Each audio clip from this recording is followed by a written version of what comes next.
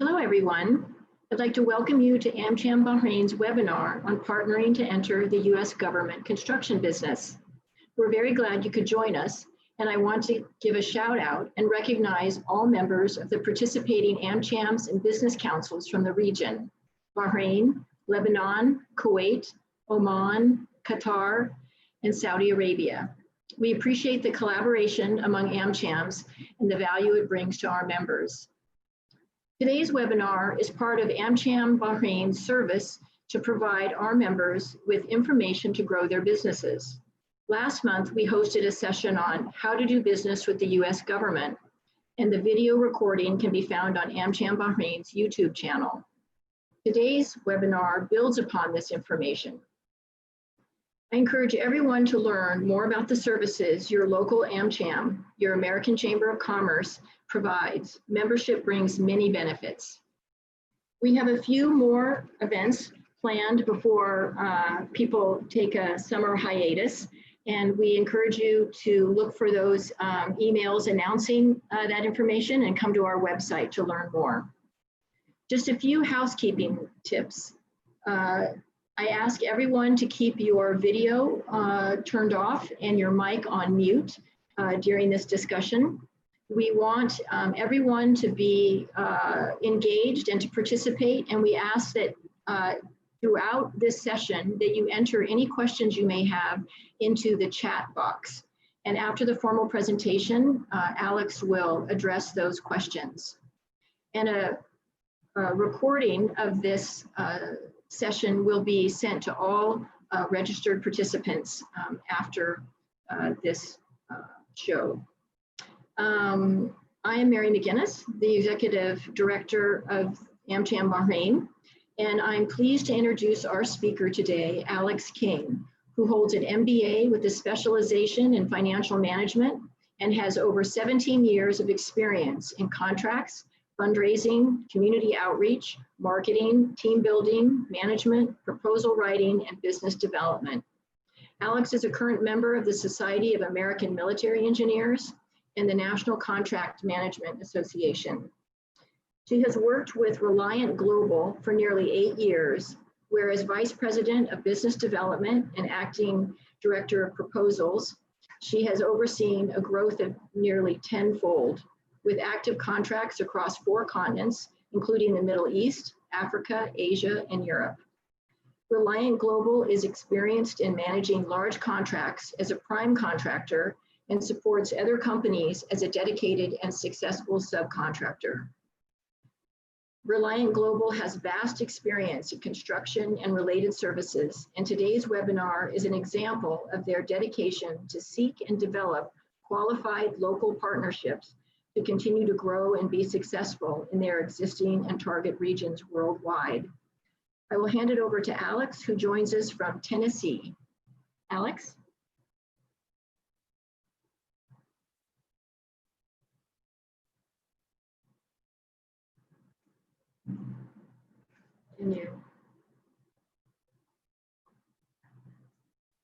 Alex, can you turn your video on?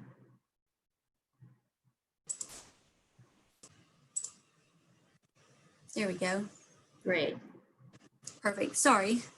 Thank you, Mary. I appreciate it. And thank you for having me. I'm excited to be here today and definitely welcome everyone to the webinar. Hopefully, I will be able to share some information that is helpful and useful in some things that in your businesses today.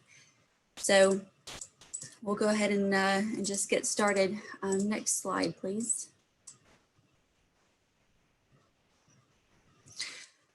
So the webinar today is essentially insights, best practices, lessons learned on how to strategically position yourself to be a successful partner and subcontractor to U.S. companies operating across the MENA region, specifically in support of U.S. federal programs and those construction projects that are procured through the U.S. federal government.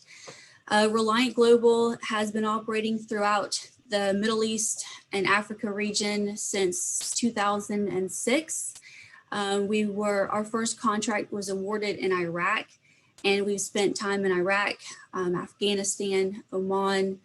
We've performed some business in Turkey, Libya, and then of course right now we're in 11 countries across Africa and continue to maintain a footprint in the Middle East. So Reliant was essentially born out of the contingency environment. We built our entire company on being successful operating overseas and operating in those more resource restricted or logistically challenging locations. Hopefully that experience is helpful to folks that are looking to begin to partner or do business in these locations. Next slide, please.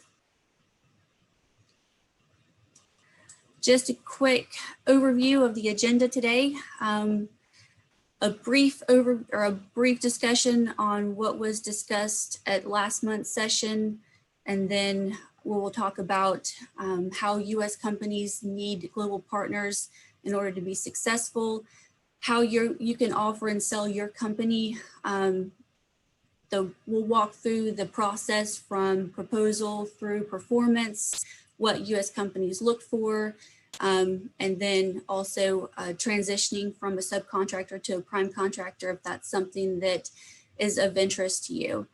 A lot of today's discussion is going to be geared more towards those local firms in these regions because it's difficult essentially to be a U.S. contractor and to enter into these locations with a U.S. partner and add to U.S. companies' rates and overheads and billing structures to be successful in a local environment that's OCONUS. So if you're a U.S. company looking to partner with other U.S. companies to do business in these regions, it's going to be difficult to be successful because a lot of construction work is focused a lot on low cost. So being able to partner locally and being able to establish those relationships with the local firms and local companies, being able to reach out and be known to those U.S. companies is really one of the keys to success in entering these types of locations and being able to provide the services that the federal programs are looking for, but also the local economies as well. Next slide, please.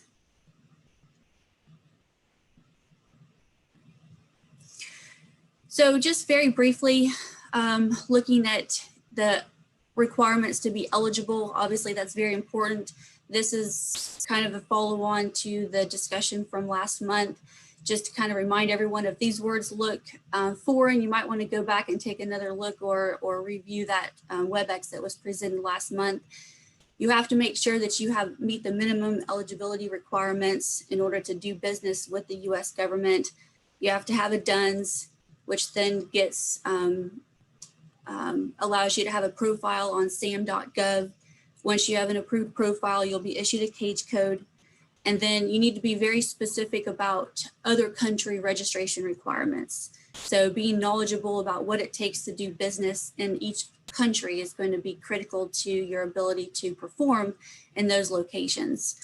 Just as one example, the JCCS system, the joint contingency contracting system, you have to be registered with the profile to be able to do business in Afghanistan, for example. Some countries require you to have a partnership with a local firm or to have a sponsorship from a local firm. So just being aware of what those requirements are so that you are eligible to receive and perform your contracts once awarded or as a subcontractor. You don't want to be caught a year from now with back taxes and ineligibility concerns because you didn't do what had to be done on the front end. Next slide. So the most important part of what you do is actually knowing what you do well. You need to be able to define your services and be realistic about what resources you have to offer. This will help you be specific in the opportunities that you select to support and also be directed in your approach to selling. And it will enable you to have a long-lasting career and not a short-lived or disappointing one. So it is critical that you know what it is that you have to offer, how you sell, what resources you have, how much equipment, realistically, and analyze, what it is that you can do first. What's your specialization? Do you have a good resource for labor pool? Do you have housing that you can provide for foreign contractors, equipment? You have to be able to identify on paper what it is that you want to be able to sell to either the U.S. companies or the federal government. So this understanding what it is that you do will help you help you find those opportunities that fit your qualifications the best. Usually you only get one first impression. So working with foreign firms, or really any firm, whether it's the US government or foreign firms. So if you walk into a relationship and right off the bat, you sell something that you don't have or you can't fulfill, you're not going to get another phone call. That was your one shot to make that first impression. And when those go wrong, it takes you the rest of your career to try to recover from that. So it's very important to be realistic, start out small, and only propose and only offer those things that you know that you can perform. Next slide, please. So once you know what it is that you have to offer, where do you find the opportunities? How do you find the U.S. government contractors that are working in your region? How do you find the programs or the federal agencies that are actually doing work there? There's a number of different ways to do this. None of them is all encompassing. You have to really get out there and do a lot of searching. It takes a lot of time. You have to be very specific about what it is that you're searching for, which is why it helps to have a good understanding of what it is that you sell. One good place to start is beta.sam. So this is the new FBO website. If you're familiar with the old FBO, it's been changed to beta.sam. Every government procurement that is in excess of $25,000 must be posted to beta.sam. So go on, do some search criteria, narrow down your results. It's frustrating at times because it feels like you're trying to eat an elephant, but if you just stick to it and find those opportunities that are out in advance of what it is that you're looking to do, so you can kind of position and get ahead of them, that's where you want to be. Attend every local trade show. Whatever U.S. installation is operating there in your country, find out if they have local outreach events, local trade shows, regional trade shows, agency-specific trade shows for like Navy or the Air Force. Go on, try to find any kind of outreach event for the location that you're working in. I've never attended an outreach event that I didn't walk away with something. It might not be what I thought I was going for, but at the end of the day, you will get some information, whether it's through a contact or just conversing with the folks there. So it is very important to attend those trade shows, and then of course following up with contacts that you receive there. Agency-specific forecasts. So if you find an installation that's operating in your region that you want to work, go online and look at the website for that installation. A lot of times they'll have forecasts of opportunities that are coming up. You can find smaller procurement opportunities, meaning if it's under 25,000, a lot of times it will be procured at the local level. So you can find, good opportunities, and they add up over time, and it gets your name known to the agencies, and it helps you become a prime, in the future if that's what you want to do. Or if you're just a known subcontractor or a known contractor to those locations, then you're more valuable as a partner to a U.S. firm. Stay connected through your local AmChams. Excuse me. Sorry, we have automatic lights in our building for energy. Okay. And then federal budgets. So you're always going to be able to find information through open source on what spending is upcoming for the federal budgets for the U.S. So I want to give you a little bit of an example because it is pretty substantial, the information that's available. USAspending.gov. If you're not familiar with this website, become familiar. It's also another one of those that you really have to set some time aside to go through it. You can be there all day, but just to give you a brief example of what you might find when you go onto this website. Next slide, please. So here is just a screenshot. I know it's hard to see, but this is every federal agency that has a budget. So if you run down this list and you find the agency that you're probably going to be looking for Department of Defense. So click on Department of Defense. Next slide, please. And here is a screenshot of one of the budgets that's published through the Department of Defense website. And so this is actually, and I just took a cut of, in the middle here, you can see this is the military construction program budget for every agency, Army, Navy, Air Force. You can see the amount of money that they're planning on spending. And if you go all the way over to the right, there's a column that's OCO, that's Overseas Contingency Operations, and that's specific for construction. So you can see how much money the federal government is planning on spending in overseas contingency operations for construction. And you'll be able to see which agencies are going to spend the most money. And that's one way to help you kind of dial into where the money is coming from. There's multitude of information on open source from which countries are going to get funding to how much, which programs are being funded. There's also information on strategy that the US government is deploying in certain countries and regions across the Middle East, North Africa. Really utilize the open source information that's available. And there's some links that will help kind of guide you and get you started. But again, just set some time aside because it will take up your day. Okay, next slide.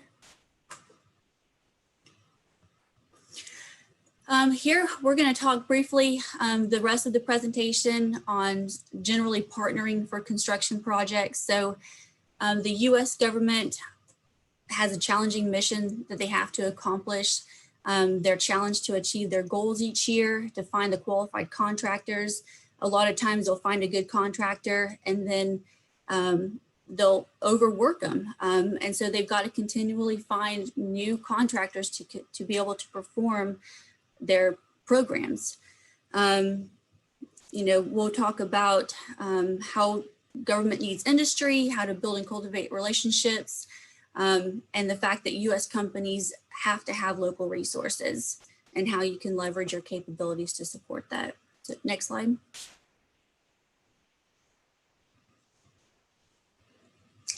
US companies have to have global partners to succeed in construction projects.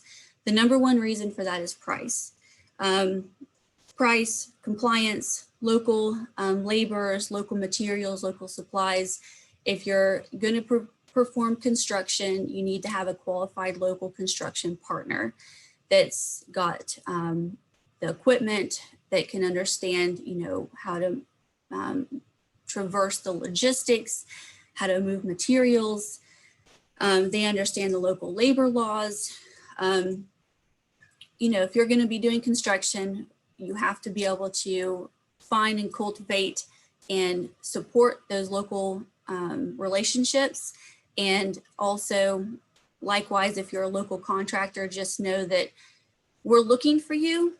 So become known to us so that we can add you to our vendor lists, and where it makes more sense, become a more static contractor to us. Some of the more commonly locally sourced items that we'll be looking for from a local partner, obviously labor is key, local equipment. We've talked about materials, also surveyors. A lot of times we'll procure surveying locally for construction, fencing, office trailers, housing, signage, anything that is that can be bought locally or on the local economy. That's what we want to do. Next slide, please. Excuse me.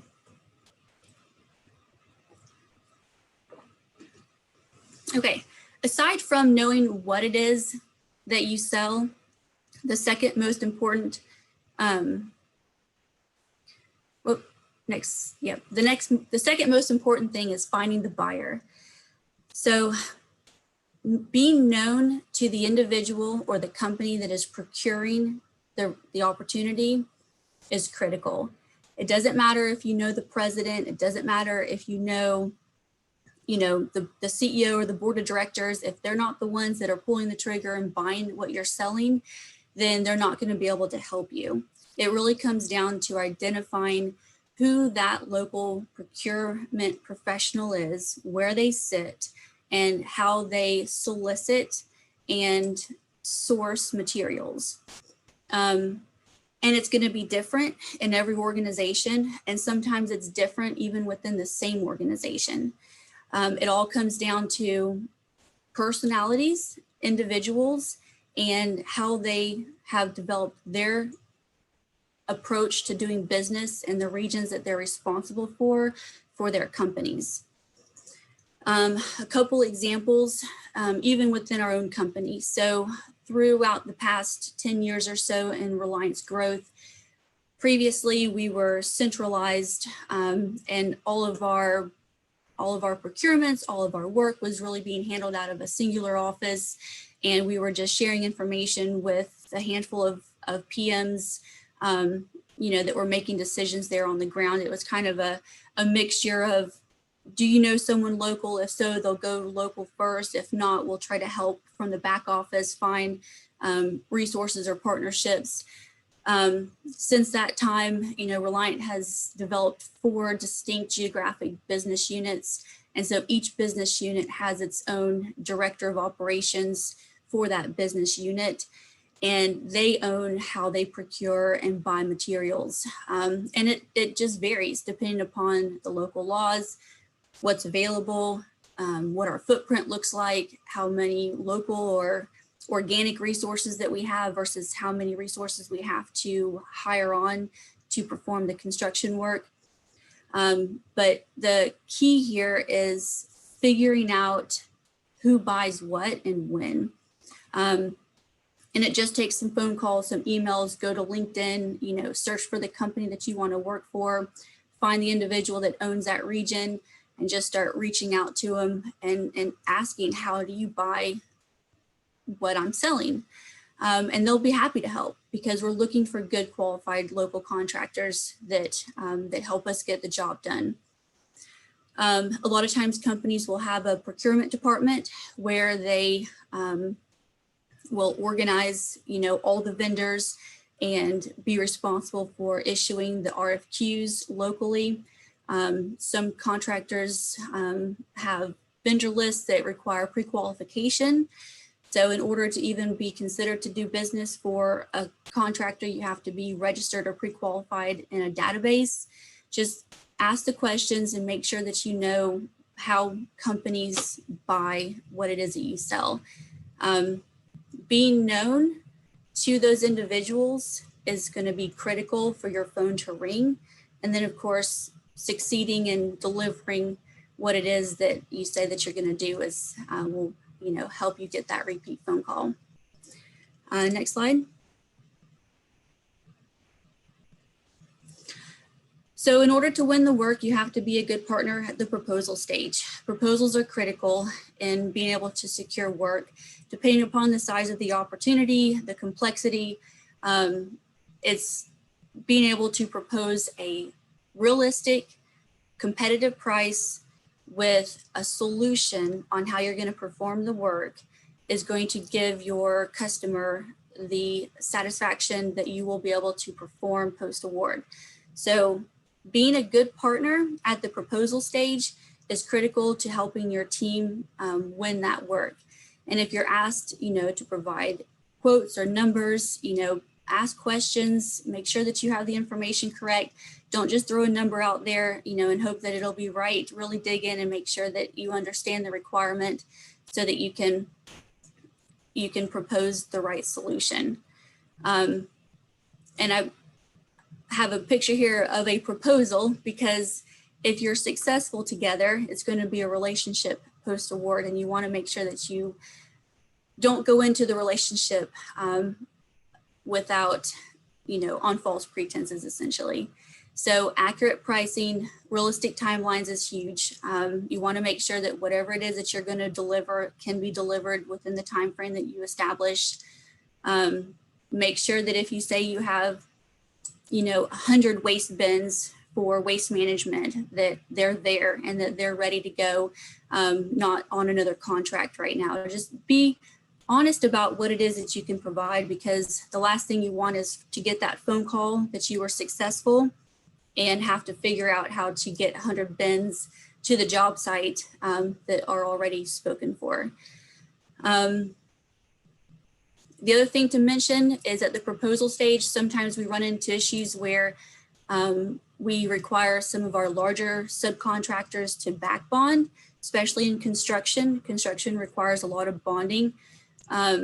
So if you are, it goes back to deciding what it is that you want to do. If you're going to be a large subcontractor providing labor and actually construction services, then you're going to need to be prepared to back bond that work.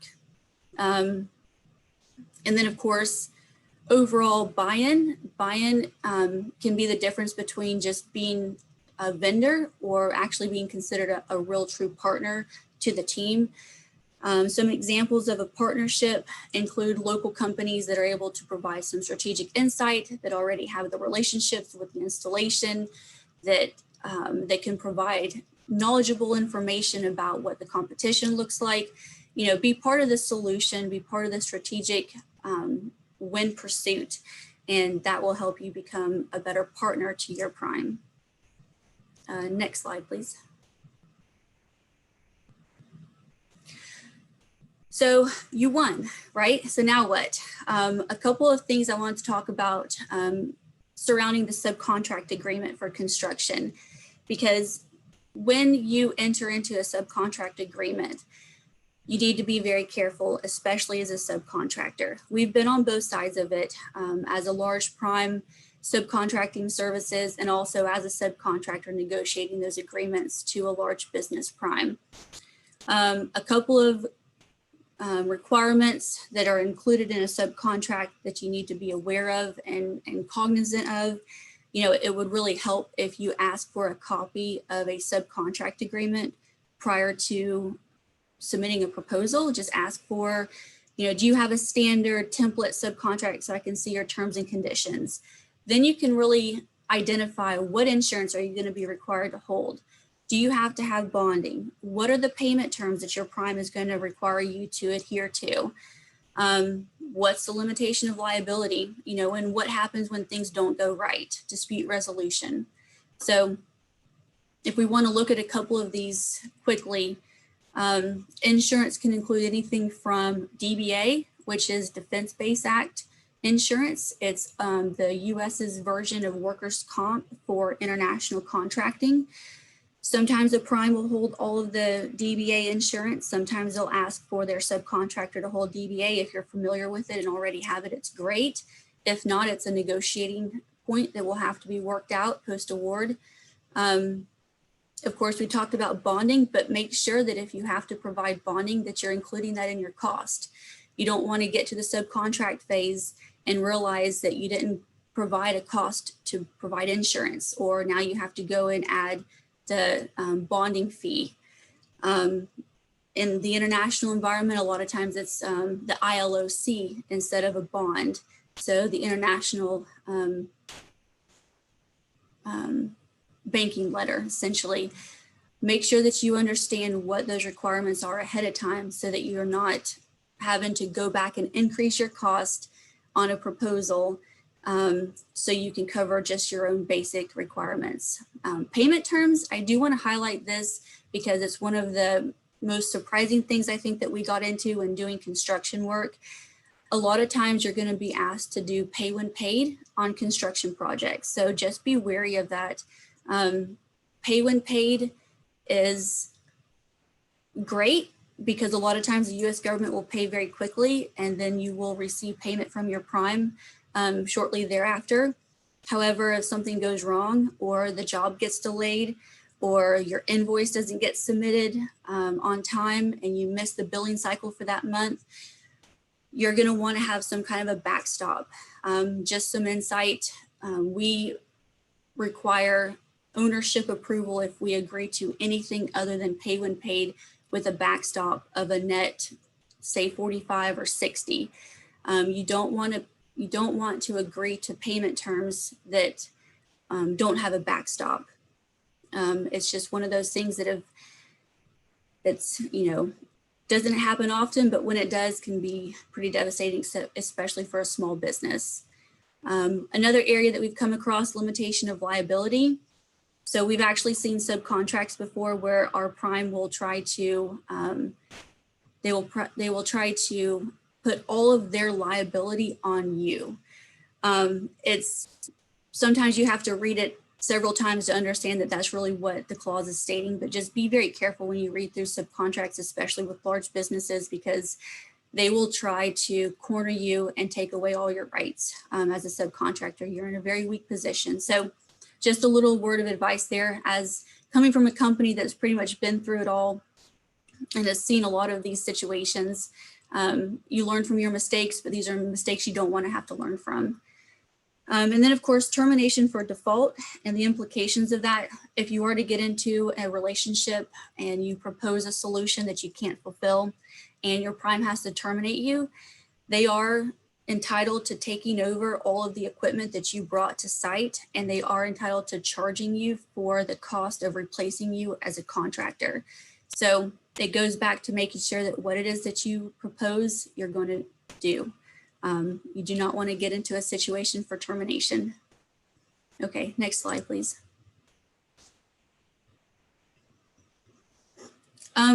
So you've gotten through the proposal, you've negotiated the subcontract, and now you're partnering for success in the execution and the performance of the work. Again, it goes back to, doing what it is that you said that you're going to do. It makes a successful relationship for that contract, and then you're going to be a go-to. A lot of times we've established relationships with firms that go far beyond the location that we originally propose in. They'll ask us, can you work here, or would you be willing to go there? When you find a company that you work well with, you want to continue that success in other locations. So being a good provider of services is going to just continue to provide you with repeat work from that customer, and then word of mouth. All things that, lead to good performance, on-time delivery, obviously, performance to cost, make sure that your services are to what, to the expense of what you said they would be, or it's probably going to be, you eating those costs. Make sure the equipment works well. And then timely and accurate invoicing is also critical, especially in construction. You need to be submitting invoicing to your prime so they can submit invoicing to their customers so everyone can get paid. And then communication. And I say with the prime because you want to make sure that your communication is directly with the prime and that you're not going direct to the customer. That can just cause confusion and can sometimes damage a relationship. Next slide, please. So transitioning from a subcontractor to a prime contractor, what's the best way to do so? Past performance. Starting out small, building past performance as a subcontractor to your primes for the installations in the locations where you work. You're going to be able to establish experience and qualifications in doing that work. And then you're going to be able to use that experience in your own proposal as a prime. Now, when you want to work as a prime, you need to be very wary of it. It's risky. Okay, you own the project, you own the relationship, you own the bonding. If something were to go wrong with you or your subcontractor, it's on you, it's not on your subcontractor. So it's going to impact your reputation, your bottom line, if things are not managed correctly. So you have to be willing to accept that. And then of course, start small and build. You don't want to immediately go for a contract that's potentially one that if you fail could ruin the company. So find those smaller opportunities, understand how the government works. And if you're bidding on construction work as a prime, if it's Navy or Corps of Engineers, you need to be very aware of compliance and submittals and the paperwork that's involved from a prime perspective. I think it's an entirely new area that is hard to navigate the first time if you're new. So hire someone that's experienced with the Corps of Engineers, hire someone that's been a PM on a project before that's of similar size for that customer.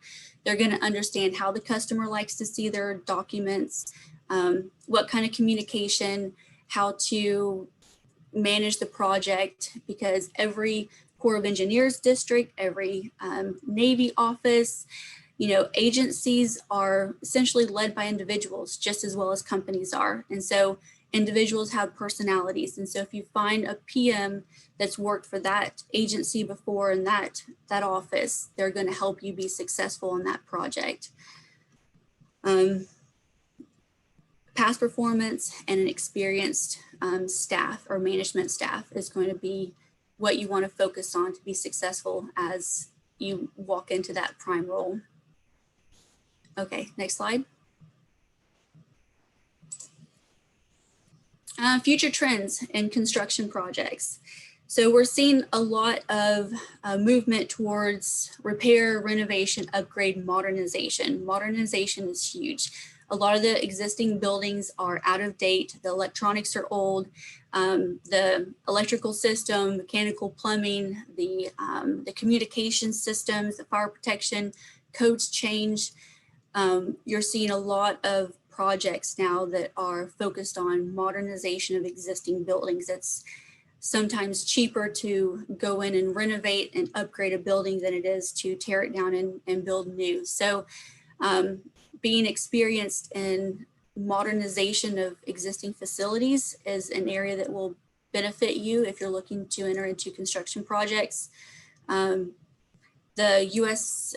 Federal government has also been moving more towards the multiple award contracts, job order contracts, contracts that are larger, that involve more combined services. You could have repair, renovation, new construction, airfield, electrical upgrades, design build, all within the same contract vehicle. So being prepared for a wide array of multitude of services, it opens doors for you. You can really plug yourself into one or multiple areas, but also being cognizant of that as you enter into the prime space, building the team that's going to be successful, being able to manage multiple subcontractors. It's all going to be, kind of where this phase is in government contracting. And of course, everything goes in cycles. Right now it's just the combined services, the larger, multiple award contracts is what we're seeing quite a bit. Also a move towards best-in-class contracts. So what that means is when a government agency has a job that they have to perform, they're required now to go find a best-in-class contract vehicle, whether it's an existing MATOC, a GSA schedule.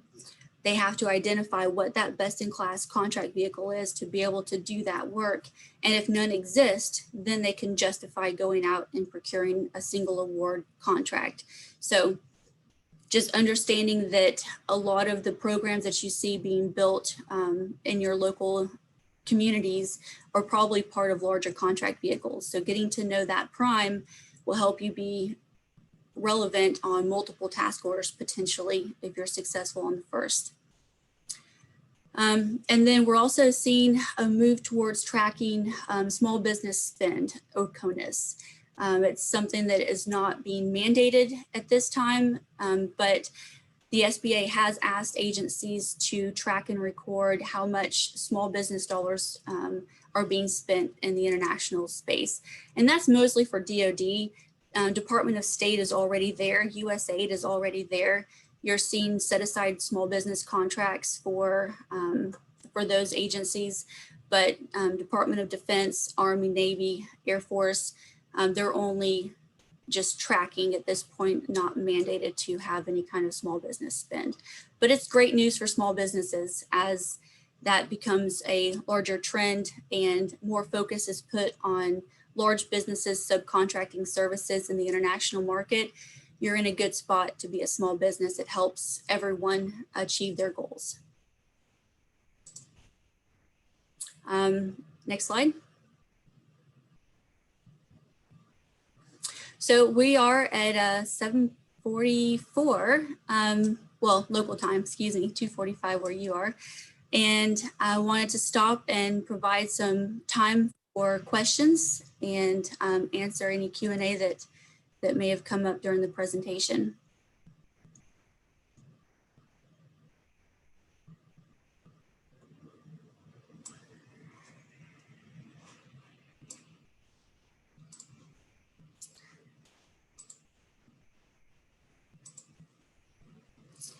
Let me see if I can. Okay. Thank you very much, Alex. We really appreciate all of that very useful, practical, and well-presented information. We have a number of questions in the chat box. I don't know if you're able to open that and see those. No. Okay. So let me offer you some of these questions. Sure. I'll just kind of go in order as they were presented. So I've been trying to register. In fact, our registration expired and we're not able to update our entity registration. Do you have any advice? And I'm going to make an assumption that is a cage code registration. They changed the process to become registered. It's now a two-step authentication that's required. It's a daunting process. We've been through that. We've actually had a registration that was expired that got caught up in verifications, letter phase that you have to go through. So find a phone number.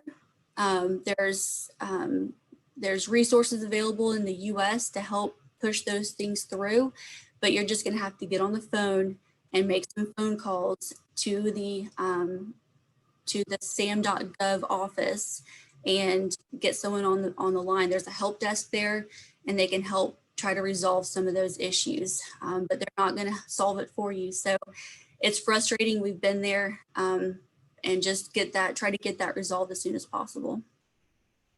It's my understanding that once you successfully register on sam.gov and you have, the cage number and such, that it's important to check in and renew it, I guess, once a year, which is basically just confirming that all the information is still up to date. Is that how that Yes. works?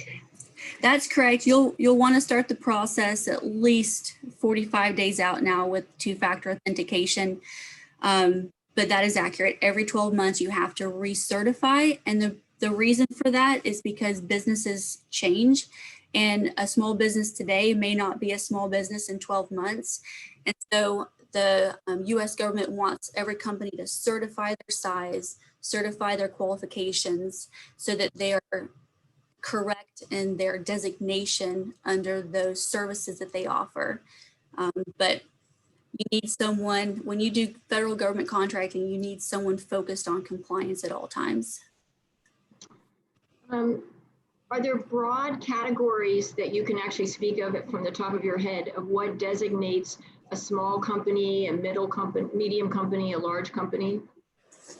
So under the NAICS code, it's called a NAICS code it's a service that you offer under a certain category organized by numbers. So the NAICS code for construction is 236220, I believe. And it essentially means that you are allowed to have a 5-year rolling average of revenue under $39.5 million to be designated as a small business. To be a U.S. small business, you have to be registered in the U.S., obviously, or have a location in the U.S. But as a U.S. registered small business, under the service category that you're performing, allows companies, to either have a leg up or meet goals that are required within contracting. So there's construction, there's facility O&M, there's environmental, some are revenue based, some are employee headcount based, and it's all listed on that sam.gov.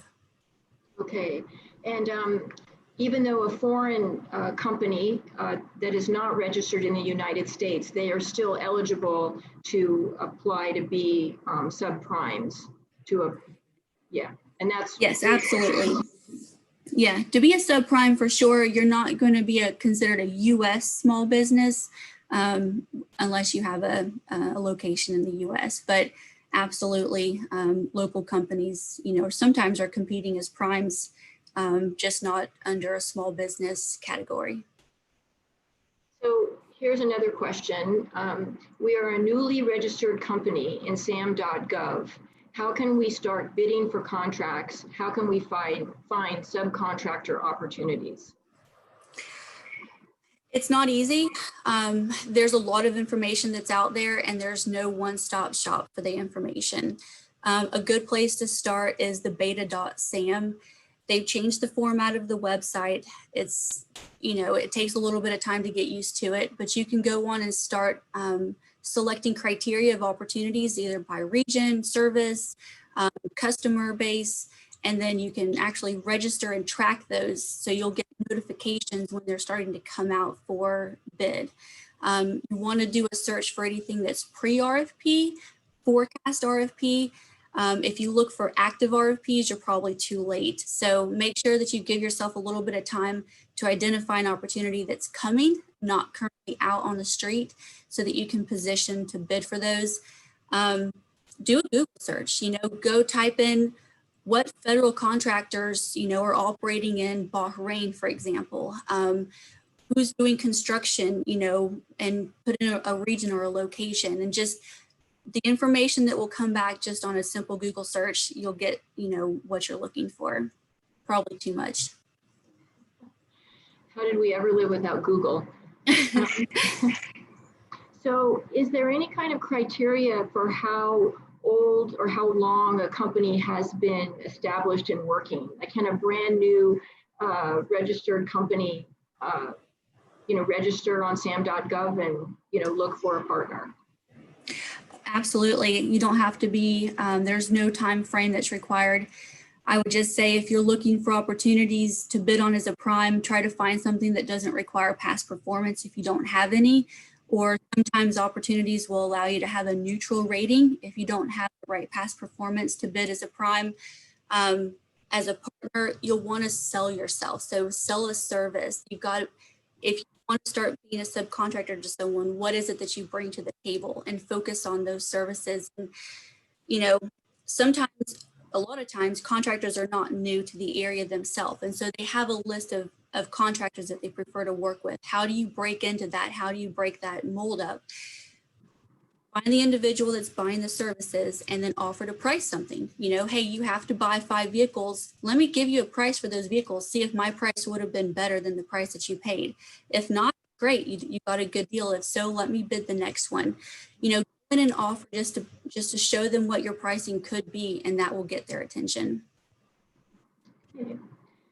Can you please touch base on the bidder preference being a U.S. contractor, or a JV between a U.S. contractor and a local contractor?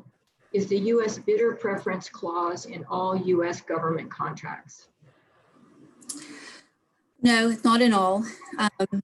And there's actually some contracts out there in some locations where the local contractor is preferred. So there's a program in Afghanistan that was Afghan first. And so U.S. companies were trying to partner with Afghan firms to be able to bid and support the Afghan firm as a prime. So each country, depending on the status of forces agreements that are in place between the U.S. and that country, or the agreement for the U.S. to operate in that country, all the requirements are going to be different. There'll be different programs. So just become familiar with the goals of the country in their relationship with the U.S.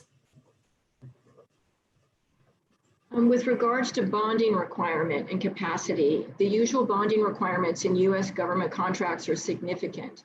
Any advice or ideas on how to minimize such requirements? It's a challenge. And it's made even more difficult when the bonding companies are being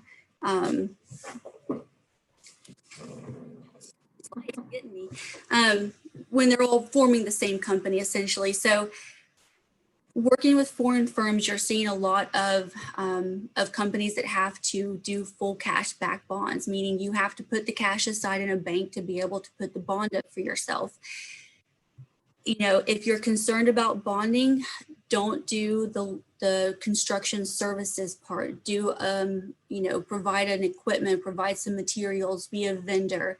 When you get into providing labor or mechanical, electrical, engineering, not necessarily engineering, but plumbing services, when you're actually swinging the hammers, that's when you're going to be required to be bonded a lot of times. Another way to do it is to form that joint venture and allow your JV partner to bond the joint venture. Typically, one surety or bonding company is going to want control of the joint venture's risk. So they're not going to want to split it between the two companies. So if you can form that JV and let your partner bond it, then the joint venture is bonded.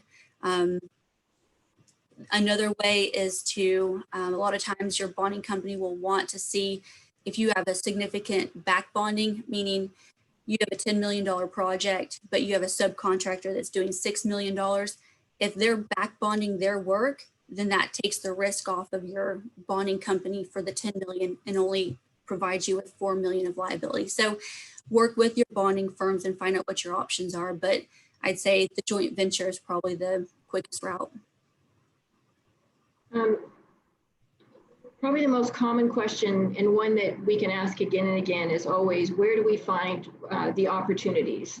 You know, the tenders, you know, how do we get a lead on what tenders are going to be published? And my understanding is that with sam.gov, you know, once you're registered, you can actually, and maybe even before you're registered, you can clarify this, but you can sign up to receive in your email box every day, you know, all the newly published tenders by sector, by region, you know, and so is that a good way to learn, or is it too late by the time a tender has been registered? Because Yeah, I'd say the best way to do it, you know, which is not the easiest way is to sit behind your desk and just Google search for opportunities and start tracking them. Your list is going to get out of control because there are opportunities around every single corner that you look. So one of the better ways to do it is to become known to the local installation. If you know there's a Navy base there that's doing work, if you know that there is a U.S. installation, pick up the phone, you know, call into, there's got to be an outreach or a small business office or some, you know, the program manager. You know, if you can get someone to answer the phone, they can direct you to who you need to speak to. And then they'll have specific project managers at the base overseeing different projects. Hey, I'm an electrical contractor. I want to do work for you. How should I, you know, who can I talk to that's got projects that require electrical services? You've just got to start, you know, getting in there and becoming known. And it sounds, you know, scary, or people don't want to be, you know, rude or obtrusive, but it is the best way to become familiar with it, because once you establish that rapport and that trust, you'll start getting emails directly. You'll start getting phone calls. You'll, you know, the government is required to buy services. And so the more companies that they have that can offer the services, the more competition they have, and the better they're going to be at achieving their own mission. So it's great to do searches to find out information as to what's going on in your backyard, but then, you know, connecting verbally is critical. Just clarify again, to be a subcontractor, not a prime, but a subcontractor, do you have to be registered in sam.gov? As a subcontractor, yes. As a vendor for a commercial off-the-shelf item, meaning I could go to Walmart and buy a hammer, or I could go to you and buy a hammer, no. But if you are actually performing or providing a service, then yes, you do have to be approved.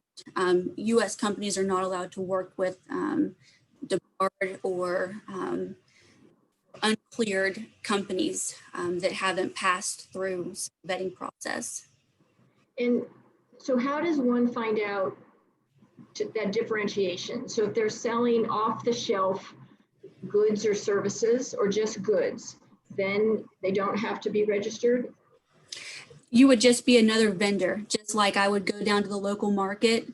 You wouldn't have to go to a local market, to buy signs, and that person on the local market doesn't have to be a registered company, and that's just if you are regularly selling to the community or the economy where you're local, commercial item. If you sell to the economy, you sell to the government, you sell to the prime, you sell to a U.S. business, you sell to your neighbor, those are all, just walking down the street buying an item. It's then the responsibility of the prime contractor to ensure that it's an acceptable item. But if you want to actually enter into a contract or a subcontract, then yes, you need to be registered. One last quick question. Is the DBA insurance reimbursable? Yes. Well, that's kind of a tricky question. It depends on the way the solicitation is written. It used to be all reimbursable. It used to be under the Rutherford Act, which was a government approved agency and process. The government moved away from government DBA and it went to market. So now it's your responsibility to go to market and get a policy for DBA. However, some government contracting officers remember the old process and still think it's a government reimbursable item. Some will add it as a separate CLIN, and some will require you to embed it in your labor costs. So we still to this day see all forms of that. Another thing to note with DBA is specific to the Department of State. If you are working in a country that has local labor laws and you're hiring local labor, you don't provide DBA because it's covered under the local labor laws. So local labor laws come first. And if there's no local labor workers' comp laws, I should say, if there's no local workers' comp, then DBA covers workers' comp. Okay, well, thank you. Thank you so much, Alex, for your expertise in this very useful presentation. I'm sure it will be referenced many times on our YouTube channel.